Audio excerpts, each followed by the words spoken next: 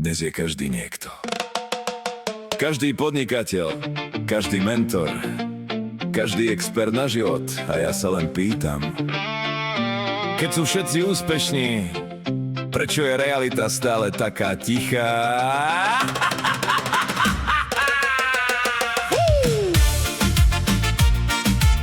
Fotka!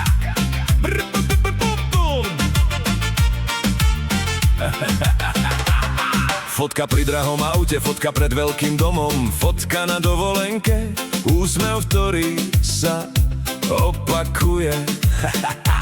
Lesk na zápesti, slnečné okuliare na tvári.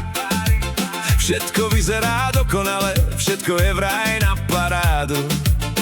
Ale za kamerou iný príbeh, za záberom iný svet.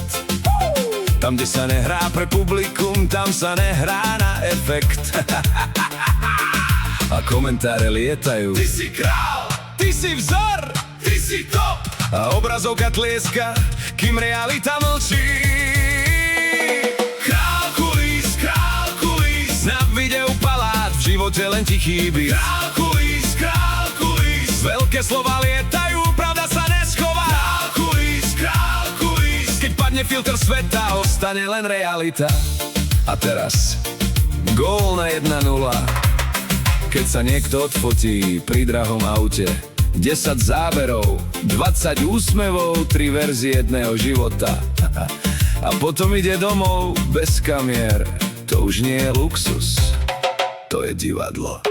Každý učí úspech, ktorý ešte nezažil. Každý predáva cestu, ktorou sám nešiel. Hovoria o slobode, hovoria o peniazoch, hovoria o živote, ktorý vyzerá dokonale. Ale keď príde otázka, ukáž výsledky, zrazu je ticho. Nie všetko, čo svieti, je skutočné. Nie všetko, čo kričí, má hodnotu. Nie všetko, čo vidíš, je pravda. Král kulís, na videu palát, v živote len ti chýbi. Král kulís, veľké slova lietajú, pravda sa neschová. Král kulís, keď padne filter sveta, ostane len realita. A teraz gól na 2-0. Keď človek, čo nič nevybudoval, učí ostatných, ako vybudovať všetko. To je ako keby neplavec trénoval preteky v oceáne. A teraz gól na 3-0. Keď sa dvaja ľudia na internete hádajú, kto má väčší úspech, a obaja žijú z ilúzie. Jeden ukazuje hodinky, druhý ukazuje úsmev. A obaja hrajú hru pre publikum. Král kulís, keď hasnú svetlá, padá ilúzia. Král kulís, a ostane len jeden rozdiel.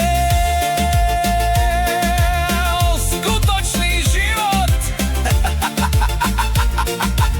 Žiadne kulisy, žiadne filtre, žiadne divadlo. Len človek taký, aký je.